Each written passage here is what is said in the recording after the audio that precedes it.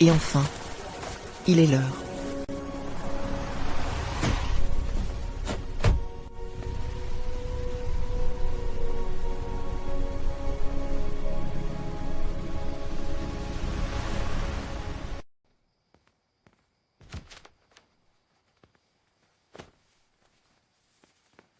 Quelle journée de travail. Où est mon sac? Oups. Je l'ai oublié au restaurant. De toute façon personne ne va le prendre. Il faut que je me repose. Je suis très fatigué.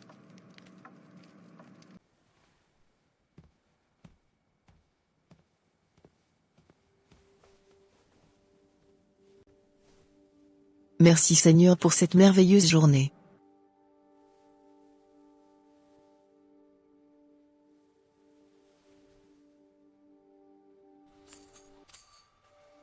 Aujourd'hui est un jour spécial. Pas de travail. Je vais pouvoir travailler sur mon projet personnel. Juste moi, et ce projet que je repousse depuis des mois.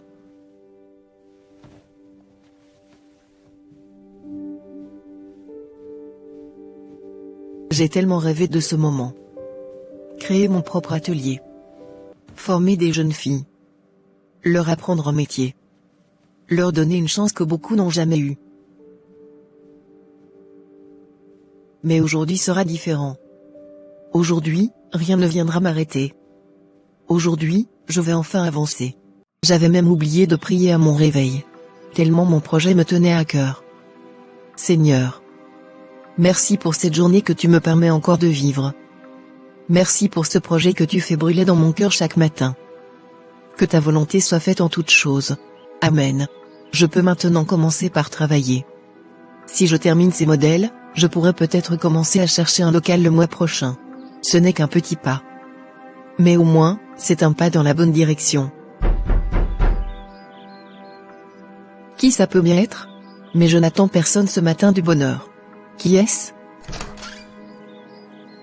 Clara. Dieu merci, tu es là. Voisine? Qu'est-ce qui se passe? J'ai un énorme problème, ma voisine. Quel problème, sœur Rose? Je dois absolument me rendre à un rendez-vous important dans moins d'1 heure. Mais la nourrice qui devait garder les enfants vient d'annuler. Je ne sais plus quoi faire. Oh. S'il te plaît. Aide-moi à garder les enfants. Juste quelques heures. Tu es la seule personne en qui j'ai confiance. Aujourd'hui, j'avais prévu de travailler sur quelque chose d'important. S'il te plaît, Clara. Je peux comprendre, mais c'est vraiment urgent pour moi. Je ne te demanderai pas ça si j'avais une autre solution. Bon. D'accord. Oui. Amène-les. Merci, Clara. Franchement, je ne sais pas ce que je ferais sans toi. Ce n'est rien. Tu es un ange. Tu sais? Que Dieu te bénisse. Je reviens tout de suite avec eux. À tout à l'heure. Ce n'est que pour quelques heures. Je pourrai reprendre après. Oui, ce n'est que pour quelques heures.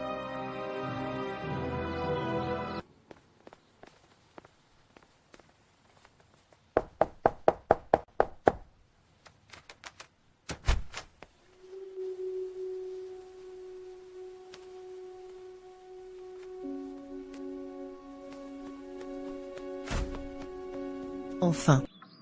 Ils dorment un peu. Je vais pouvoir commencer. Oh non. Qu'est-ce qu'il y a encore? D'accord. D'accord. J'arrive.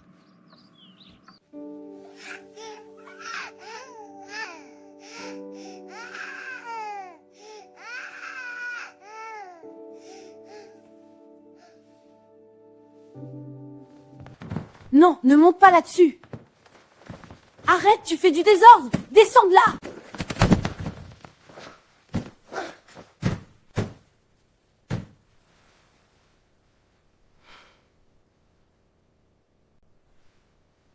Moi qui pensais en avoir 10, voilà déjà 2 qui sont insupportables.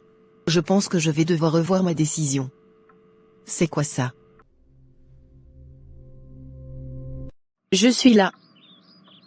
Enfin. Où est-ce qu'ils sont? Ils dorment. Pardon. Rentre pour aller les chercher toi-même. Surtout faut pas qu'ils se réveillent ici. Eh. Mon Dieu. J'espère qu'ils ont été sages.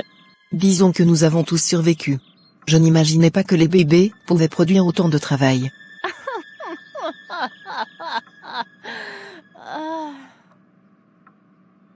Ça n'a pas été facile, je suppose.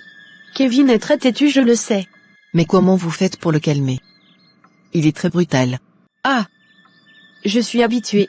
Il ressemble à son papa. Je pense que tu devrais en faire un toi aussi. Non, pas maintenant. Mais ce n'est rien. Les enfants sont une bénédiction.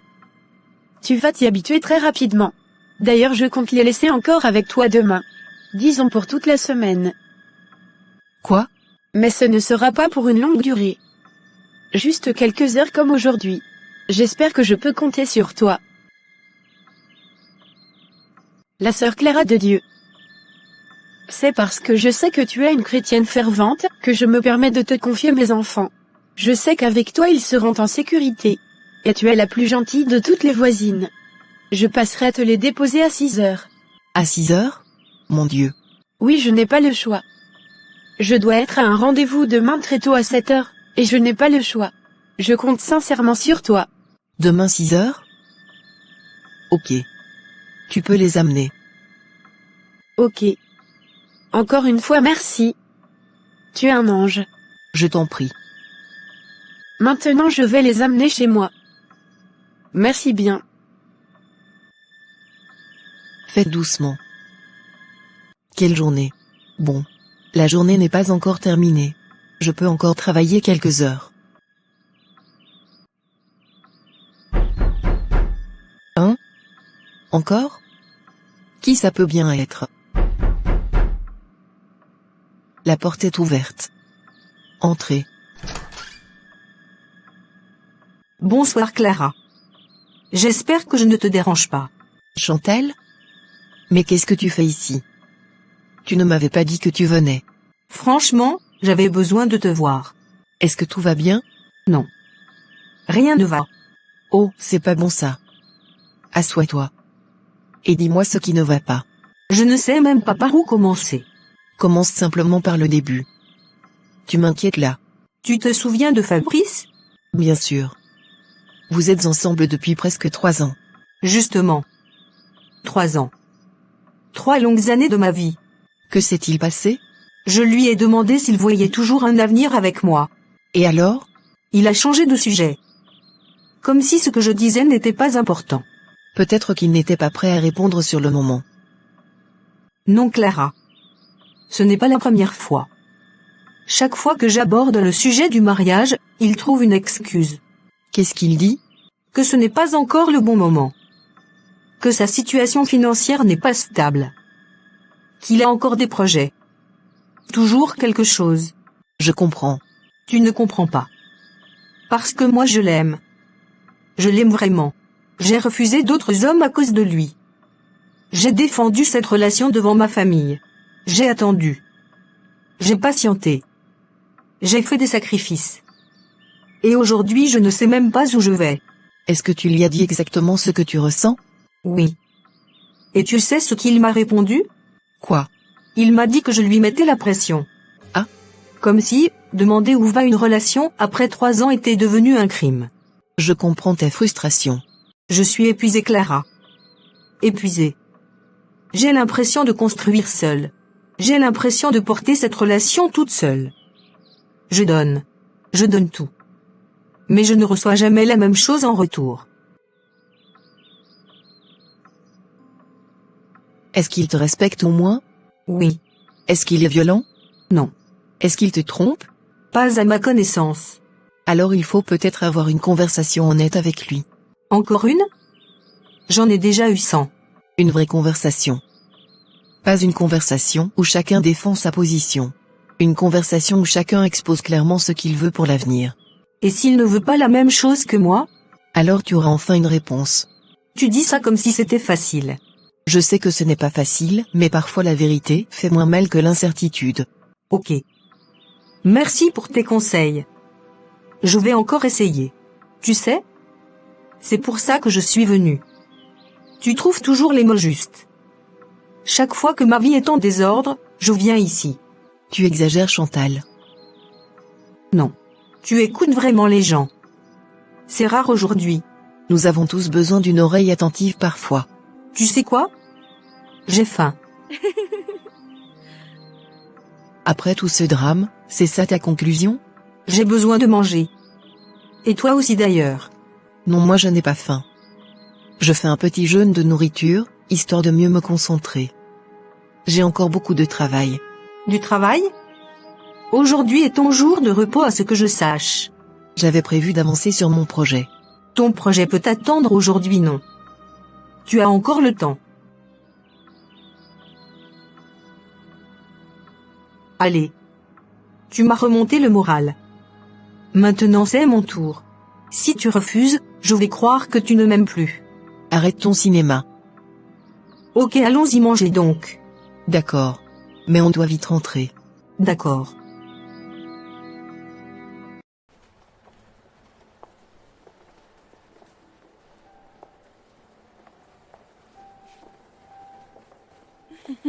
Chantal? Mais tu ne m'avais pas dit qu'elles viendront aussi. C'est une surprise. Et c'est là qu'il a trébuché, juste devant tout le monde. Impossible. Il ne changera jamais, celui-là. Vous m'aviez eu.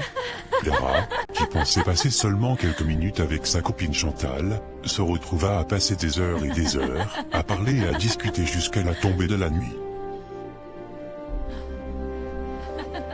Bonjour ma fille. Tu rentres déjà? Oui, maman Claire. J'ai décidé de vite rentrer aujourd'hui pour un projet personnel. Mais c'est bizarre, sœur Clara. Tu fais quand même partie des jeunes filles qui participent beaucoup aux activités de l'église. Pourquoi as-tu volontairement choisi de nous abandonner très tôt aujourd'hui, pendant que nous avons assez d'activités qui nous attendent? Si tu pars, ça ne donnera pas une bonne impression. N'oublie pas que tu es un exemple, Clara. En plus, j'aurais appris que tu es en congé. N'est-ce pas? Oui, ma reine. Et tu ne veux pas mettre Dieu au profit de ton temps de congé? N'oublie pas qu'il n'y a aucun projet humain plus important que celui de Dieu. Et c'est d'ailleurs le seul qui a une récompense éternelle. Mais c'est juste un petit congé de quelques jours, ma reine. Et j'avais prévu des choses. Des choses?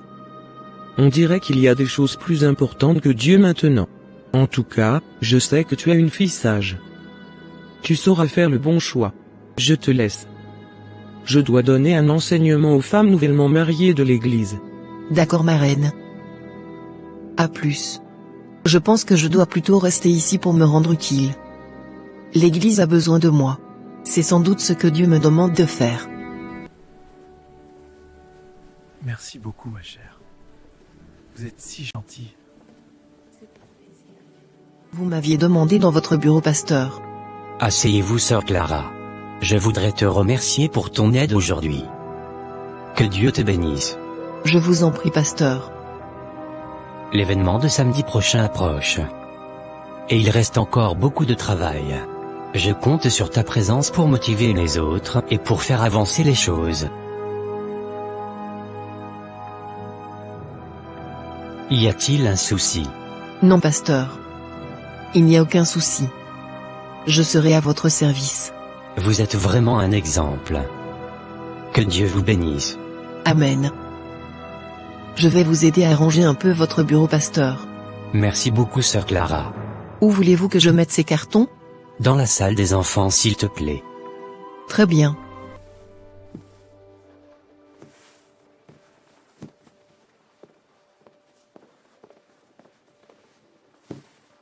Clara. Tu viens de quitter la salle des enfants? Oui, ma sœur en Christ. Je suis allée ranger quelques cartons. J'espère qu'ils vont bien. Oui. Je voudrais bien te demander un service. J'ai une urgence. Est-ce que tu peux m'aider à donner l'enseignement du jour aux enfants et après arranger leur salle pour moi? J'étais sur le point de partir. Aide-moi pour l'amour de Dieu. Ok. Tu peux partir. Je vais le faire à ta place. Merci beaucoup, sœur Clara. Que Dieu te bénisse. Amen.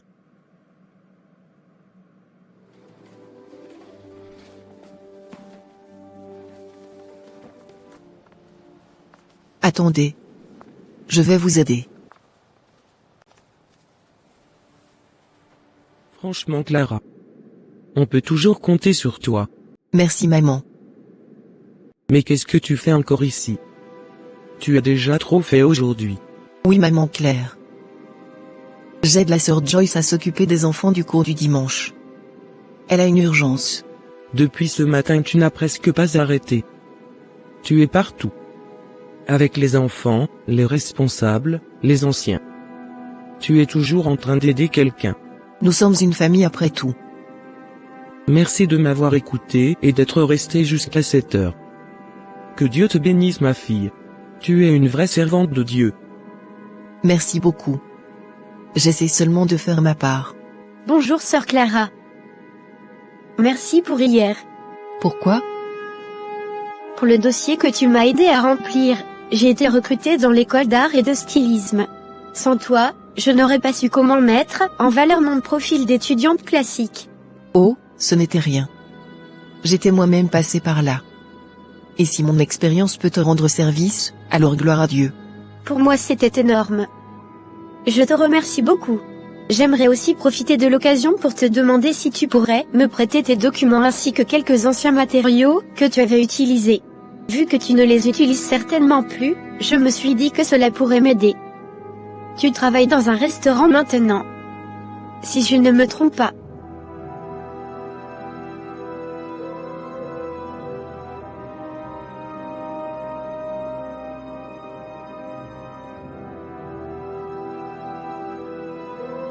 S'il te plaît sœur en Christ. Je te le demande parce que je n'ai pas les moyens de m'en procurer pour le moment. Sans ces documents, je ne pourrai pas suivre correctement la formation. Ok. Je vais te les remettre. Vraiment merci beaucoup. Franchement Clara. Tu es merveilleuse. Tu as fini tout le travail à ma place. Vraiment merci beaucoup. Je t'en prie. Mais tu as trop duré. Je suis désolée. Je ne savais pas que j'allais durer autant. C'est pas grave. Je peux te remettre la clé de la salle maintenant. Il faut que je m'en aille. Bien sûr. Je ne vais pas tarder à rentrer aussi. Cette sœur Clara est merveilleuse. On peut toujours compter sur elle. C'est vrai. Chaque fois qu'on a besoin d'aide, Clara est là. Si tout le monde était comme elle, beaucoup de choses seraient plus simples. Elle est une bénédiction pour cette assemblée. Exactement. Enfin. Je suis rentrée. La journée se termine déjà. Je suis très épuisée. Il faut que je me repose. Là où je suis, je ne peux plus rien faire. Toute la période de congé passa ainsi. Les jours se succédaient. Entre les demandes de la famille, les services rendus aux voisins, les conversations interminables avec les amis et les activités de l'église, Clara trouvait rarement le temps de s'asseoir devant son projet. Chaque matin, elle se disait qu'elle allait enfin s'y mettre. Et chaque soir, elle se retrouvait simplement trop fatiguée pour continuer. Alors elle refermait son cahier. Et remettait cela au lendemain. Mais le lendemain ressemblait souvent à la veille. Même lorsqu'elle décidait de rester chez elle, quelqu'un finissait toujours par frapper à sa porte, appeler son téléphone ou demander son aide. Les semaines passaient. Et les congés aussi. Enfin de retour. Ces 15 jours sont passés tellement vite. Le prochain congé, je m'organiserai mieux. Cette fois, je réussirai à avancer sur mon projet. Clara. Marie. Enfin tu es revenue. Tu m'as manqué. Toi aussi. Comment vas-tu? Très bien, grâce à Dieu. Franchement, ça fait plaisir de te revoir. Alors raconte-moi. Qu'est-ce que tu as fait de beau pendant tes 15 jours de congé? Beaucoup de choses. Vraiment beaucoup. Je rends grâce à Dieu. Ah oui. Ça a l'air d'avoir été bien rempli. Très rempli même. Tant mieux. Au moins tu as pu avancer sur ton projet personnel. Pas exactement. Comment ça passe exactement? Je n'ai pas vraiment eu le temps. Tu veux dire que tu n'as pas terminé? Non. Je veux dire que je n'ai même pas commencé. Je crois que j'ai mal entendu. Tu as pris 15 jours de congé. Et tu n'as même pas commencé? Non. Comment c'est possible? Je ne sais même pas par où commencer pour t'expliquer. Il y a eu beaucoup de sollicitations. Quel genre de sollicitation? Des gens qui avaient besoin d'aide. Des amis. Ma sœur. Des voisins. Des personnes de l'église. Plusieurs situations se sont présentées. Et tu as aidé tout le monde? Enfin. J'ai essayé. Donc tes journées sont parties comme ça? Oui. Honnêtement, je n'ai même pas vu le temps passer. Tu sais, quand quelqu'un vient te voir parce qu'il souffre ou parce qu'il a besoin d'aide, ce n'est pas facile de lui fermer la porte. C'est vrai. Et puis parfois les gens n'ont personne d'autre. Alors je fais ce que je peux. Je comprends. Ce n'est pas toujours facile. Mais quand je vois les gens repartir soulagés, quand je vois leur sourire, je me dis que ça en valait la peine. Tu as vraiment un grand cœur. J'essaie simplement de vivre ma foi. Dieu nous demande d'aimer notre prochain. D'être disponible. Compatissant et serviable. Alors quand quelqu'un a besoin de moi, j'essaie d'être là. Je comprends ce que tu veux dire. Voilà. C'est exactement ça. Je ne peux pas prétendre aimer Dieu si je ferme les yeux sur les besoins des autres. Je vois. En tout cas, tu sembles satisfaite de ces congés. Oui, vraiment. Mesdames, le service commence dans quelques minutes. À vos postes. Voilà notre moment préféré de la journée. C'est parti. Clara, est-ce que je peux te parler une minute? Bien sûr. Qu'est-ce qu'il y a? Franchement, je ne me sens pas bien aujourd'hui. J'ai essayé de tenir depuis ce matin, mais ça devient difficile. J'ai un terrible mal de tête et je me sens vraiment faible. Tu as vu le responsable? Pas encore. Je voulais d'abord te parler. D'accord. Je sais que je te demande beaucoup, mais est-ce que tu pourrais terminer mon service aujourd'hui? Juste cette fois. Tout ton service? Oui. Je te promets que je ne te demanderai pas ça si je n'étais pas vraiment malade. Mais arrête de pleurer. Tu es sûr que ça va? Honnêtement non. J'ai juste envie de rentrer me coucher. D'accord.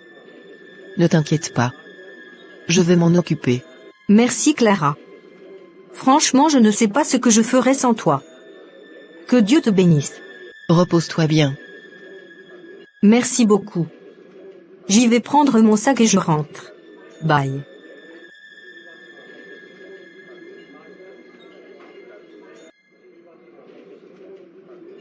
Ne me dis pas que tu as accepté. Si. Clara, Quoi? tu vas faire ton travail et le sien en même temps? Elle ne se sent pas bien. C'est ce qu'elle a dit? Tu crois qu'elle ment? Je n'en sais rien. Mais je sais une chose. La semaine dernière, elle ne se sentait pas bien. Il y a 2 semaines, elle ne se sentait pas bien. Le mois dernier, elle ne se sentait pas bien. Ça commence à faire beaucoup. Mais tu exagères, Marie. Non. Je regarde seulement ce qui se passe.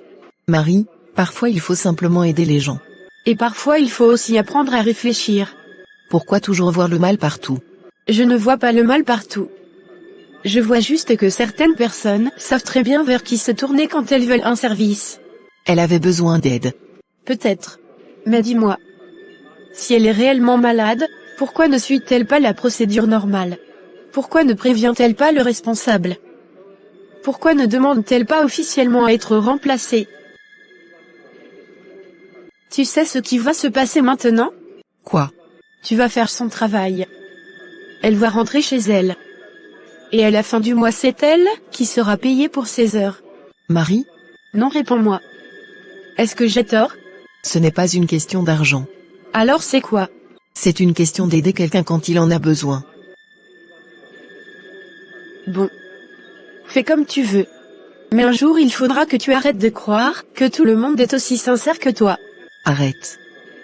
Tu te fais trop de soucis. En tout cas, quelqu'un doit bien le faire. Tu devais finir à 17h comme moi. Oui mais...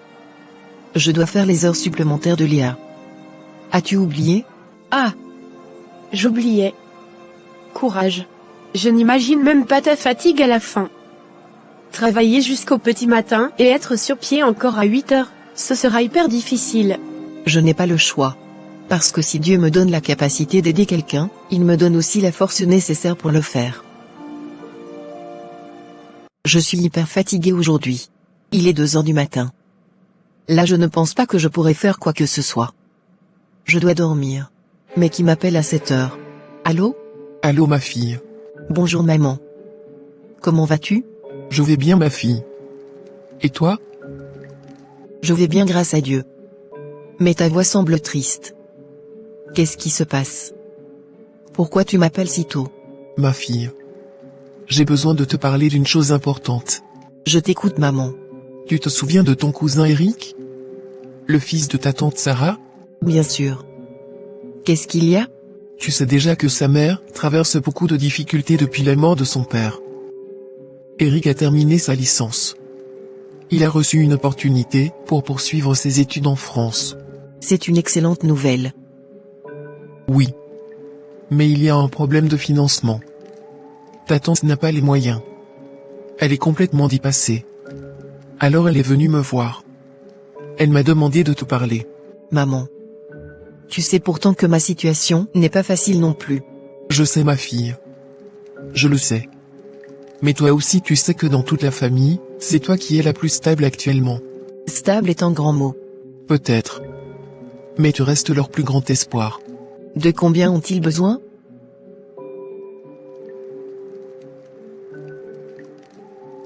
5000 livres.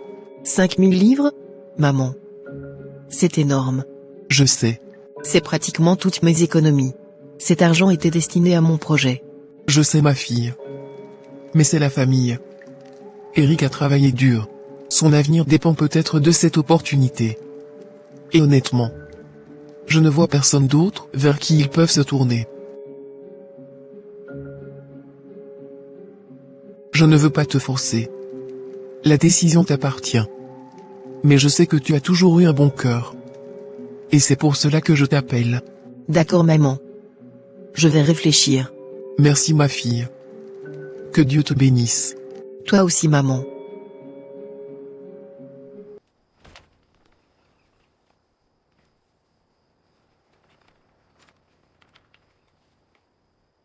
Clara, je ne m'attendais pas à te voir aujourd'hui. Tu as l'air préoccupée. Tout va bien? Plus ou moins. Qu'est-ce qui se passe? Je t'avais laissé un message sur WhatsApp. Je ne sais pas si tu l'avais vu. Oui. Je l'ai vu. C'est justement pour ça que je suis surpris. Pourquoi?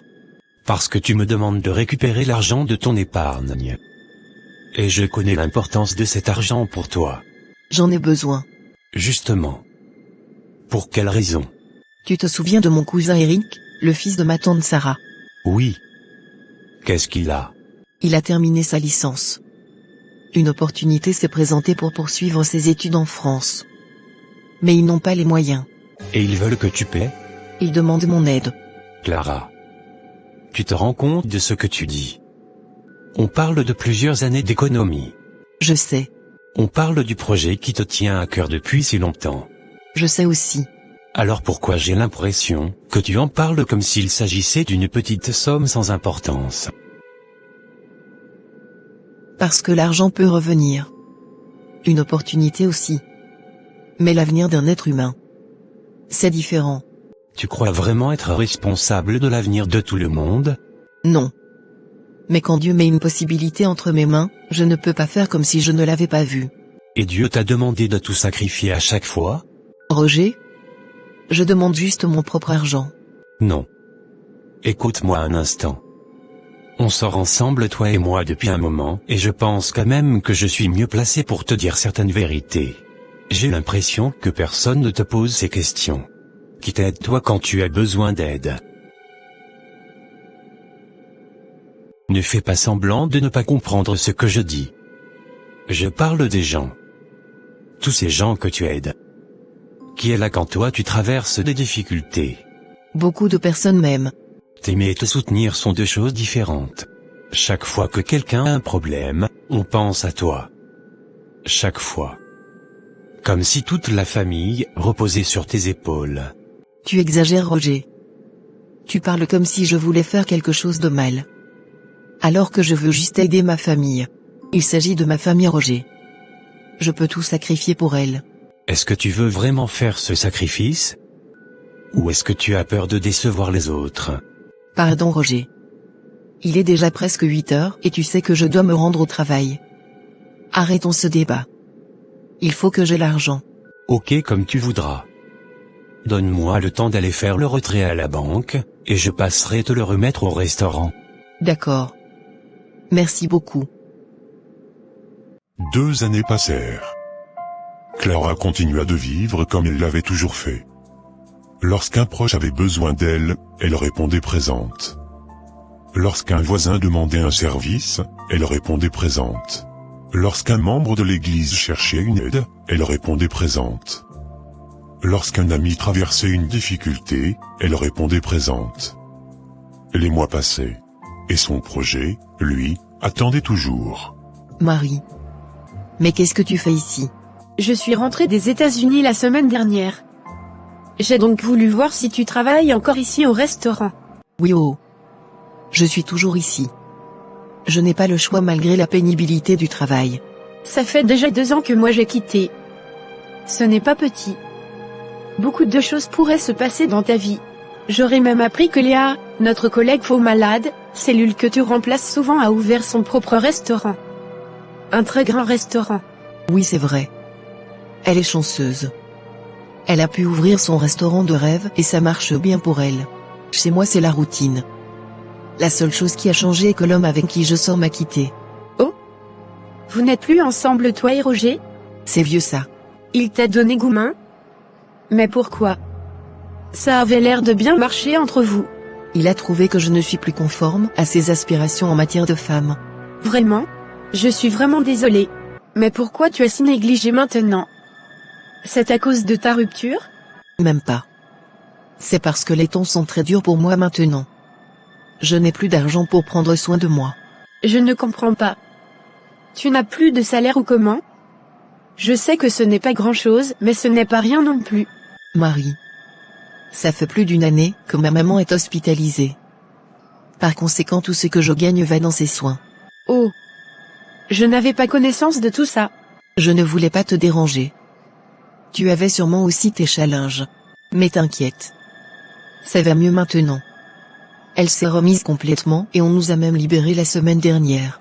Ok, gloire à Dieu. J'ai quelque chose pour toi qui va sûrement t'intéresser. Vraiment? Ça me ferait plaisir. Regarde cette annonce. Je viens de tomber dessus ce matin. Une fondation internationale? Oui. Ils financent des projets sociaux et des projets de création d'emplois. Je pense que ça correspond à ton projet. Attends. Ils financent jusqu'à 50 000 livres? Mon Dieu. Oui, 50 000 livres. Ça ressemble exactement à ce que tu voulais faire. Qu'est-ce qu'il y a? Les conditions. Quelles conditions? Le projet doit être déjà opérationnel. Minimum 1 année d'activité, avec des preuves de fonctionnement et des impacts démontrables. Aussi les rapports d'activité. Clara? Si j'avais commencé quand je devais commencer, je serais éligible aujourd'hui. 2 ans. 2 années complètes. J'avais tout ce qu'il fallait pour commencer. Même petit. Même modestement. Et maintenant je regarde une opportunité qui correspond exactement à mon rêve. Mais je ne peux même pas déposer un dossier. Je ne sais même pas quoi te dire. Je suis désolée.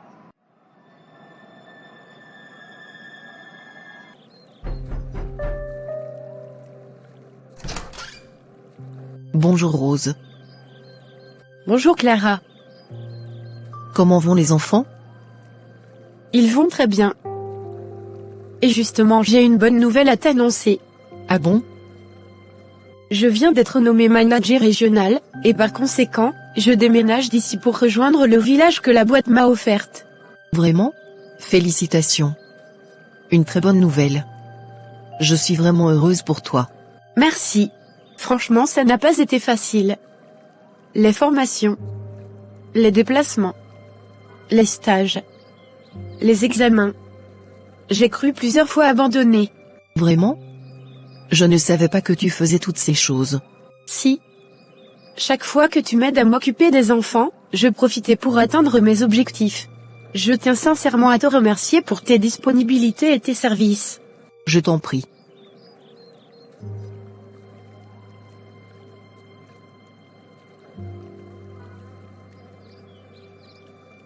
Apparemment je suis la seule chez qui rien n'évolue. Même ma copine Chantal m'a envoyé sa carte d'invitation pour son mariage, en témoignage de sa gratitude pour les précieux conseils que je lui ai donnés chaque fois que sa relation traversait des difficultés. Aujourd'hui, elle épouse ce même homme, alors que moi, je suis toujours célibataire. Pourquoi moi je n'avance pas, Seigneur? Qu'est-ce que j'ai fait pour que tu m'abandonnes? Ne suis-je pas ton enfant? Je suis fidèle à toi et je t'obéis, mais rien ne va dans ma vie. Mais qui m'appelle? Allô, vous êtes bien mademoiselle Clara? Oui, c'est moi. À qui ai-je l'honneur? Je suis le docteur Gustave. Je vous appelle depuis l'hôpital Saint-Louis pour vous informer que votre mère a fait une grave rechute. Nous devons procéder en urgence à une intervention chirurgicale dans les 12 prochaines heures, faute de quoi le pire pourrait arriver. Une opération dans les 12 heures. Où est-ce que je trouverai de l'argent? Mon Dieu. La mère de Clara rechuta gravement dans sa maladie. Pour la première fois, Clara avait besoin d'aide. Elle commença à appeler les personnes qu'elle avait aidées pendant des années. Bonjour ma tante. Clara?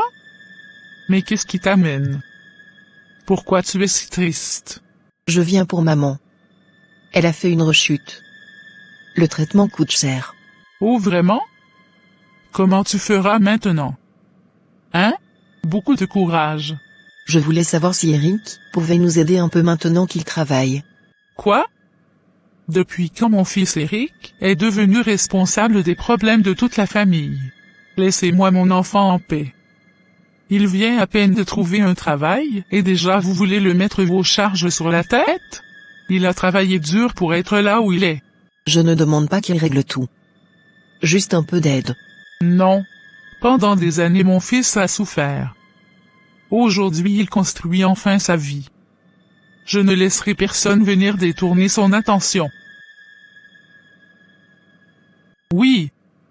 Chacun doit porter sa propre croix. Que Dieu vous aide.